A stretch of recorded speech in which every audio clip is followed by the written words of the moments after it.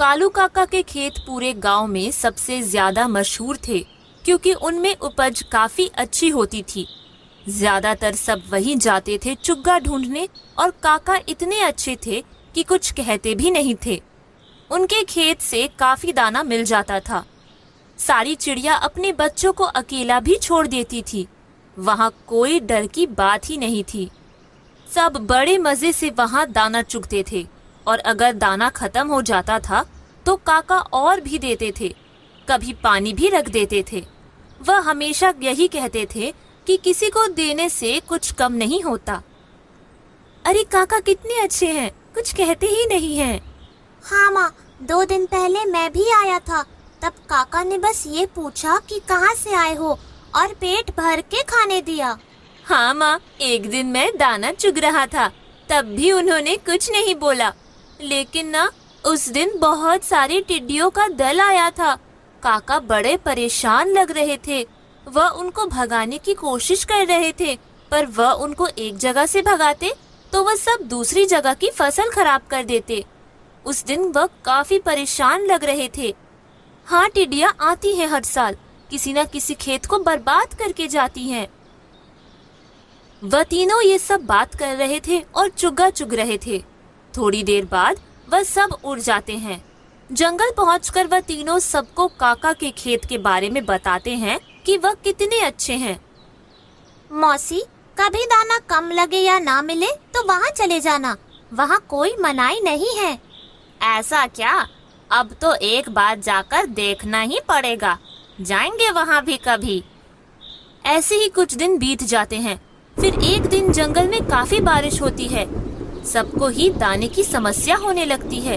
बारिश लगातार 3 दिन चलती है, इसलिए सब कुछ पानी में डूब जाता है। माँ, भूख लगी है, कुछ करो ना। हाँ माँ, भूख तो काफी लगी है। हाँ मेरे बच्चों, मुझे पता है, यूँ आधा पेट खाकर पेट नहीं भरता। जरा बारिश रुक जाने दो, हम सब काका के खेत पर चलते हैं। सब बारिश के रुकने का इंतजार करने लगते हैं। बारिश देखते देखते ही वह सब सो जाते हैं। जब सुबह उठते हैं तब तक सूरज निकल आया होता है और बारिश बंद हो गई होती है।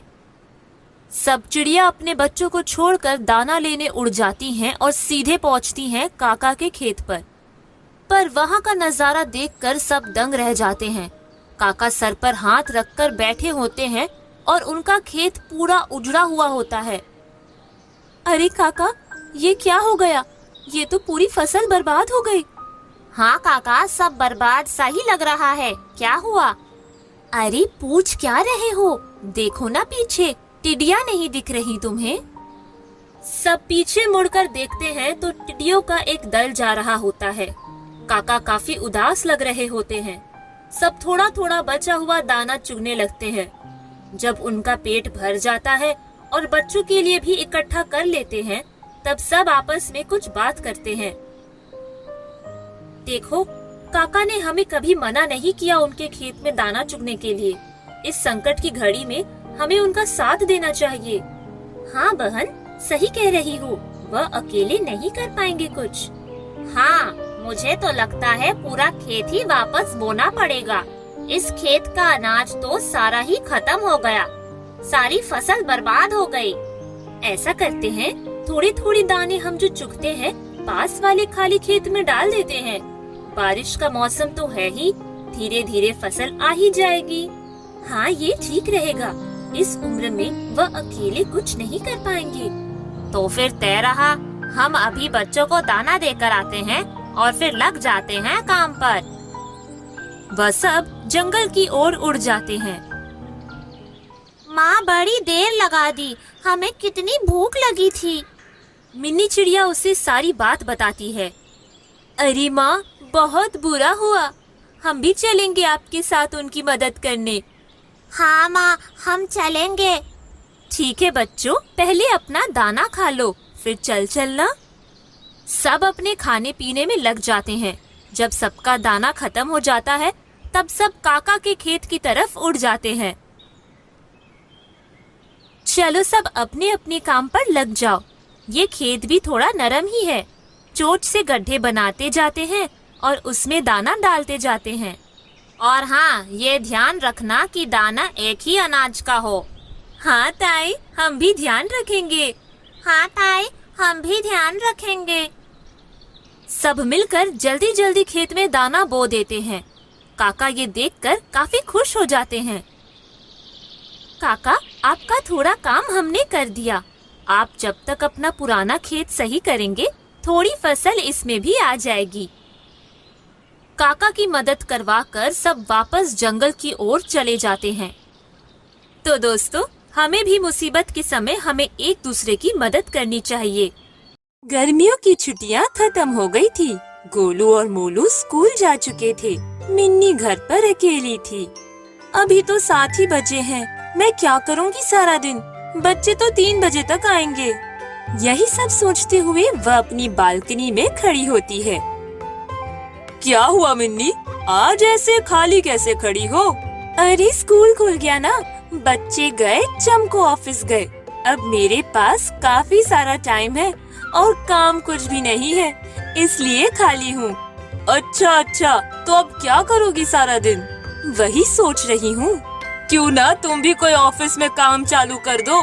कोई ऐसा काम जो जल्दी खत्म हो जाए, जैसे सुबह सुबह का कोई काम जो तब तक खत्म हो जाए जब बच्चे आने वाले हो। हाँ शाकाल भैया, बात तो सही कह रहे हैं आप। सोचती हूँ कुछ ऐसा। शाम को जब चमको घर आता है, मिन्नी उससे अपने दिल की बात कहती है। पर क्या करोगी तुम? ऑफिस में तो सारा दिन रहना पड़ता है। मैंने एक जगह का पता किया है, वहाँ बस थोड़ी देर ही जाना होता है।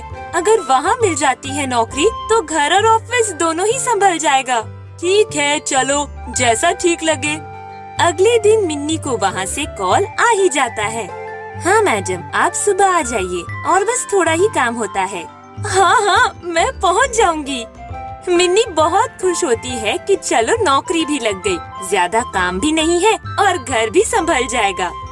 वाह मिन्नी, तुमने तो बड़ी जल्दी समय का उपयोग कर लिया। मौसी, वैसे देखा जाए तो आइडिया शाकाल ने ही दिया था। हाँ, तो मिठाई का पहला टुकड़ा उसे खिला देना, हम बाद में खा लेंगे। दोनों हंसने लगते हैं। अगले दिन मिन्नी ऑफिस जाने के लिए तैयार हो जाती है।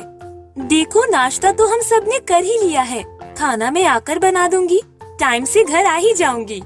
सब अपने अपने काम पर चल देते हैं। मिन्नी ऑफिस पहुंचने के बाद, आज तो पहला ही दिन है, आज तो सबसे बात करती हूँ, थोड़ा ऑफिस घूम लेती हूँ और काम समझ लेती हूँ। वह थोड़ा घूमने लगती है।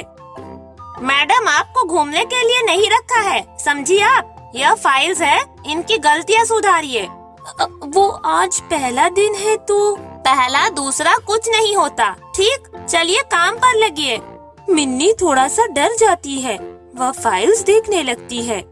हे भगवान, यह सब क्या है? इतनी सारी गलतियाँ हैं इसमें। यह तो बहुत ही सारा काम है। वह काम चालू करती है। काफी देर हो जाती है, पर उन फाइल्स की सारी गलतियाँ ठीक ही नहीं होती। पर उसके घर जाने का समय भी हो जाता है। यह मैं अब कल करूँगी। कल क्यों करोगी? यह आज का काम है, आज ही खत्म करना पड़ेगा। पर मुझे कहा गया था ज्यादा काम नहीं है। हाँ, तो यह ज्यादा कहाँ है, ये काफी कम है। मिन्नी थोड़ी देर और करती है, पर फिर भी काम खत्म ही नहीं होता। उसे अब घर की चिंता होने लगती है। उसे पता होता है बच्चे घर पर भूखे बैठे होंगे। वह किसी तरह बहुत ही जल्दी काम खत्म करती है और घर भागती है। माँ, कहाँ रह गई थी? कितनी भूख लगी है। हाँ माँ, जल्दी से खाना दो ना। हाँ मेरे बच्चों, बस अभी करती हूँ। वह जल्दी खाना बनाती है। खाना आधा कच्चा पक्का सा बनता है। थोड़ी देर में चमको भी आ जाता है। वह भी वही खाना खाता है। वह भी आधा खाना खाकर उठ जाता है। मिन्नी रोने लगती है। मुझे नहीं करनी नौकरी, क्या फायदा, ना घर संभले ना ऑफिस। हाँ छोड़ो ना, घर पर आराम करो। एक साथ 2 नाव पर पैर रखने से ऐसा ही होता है। उस दिन से मिन्नी घर पर ही रहना तय करती है।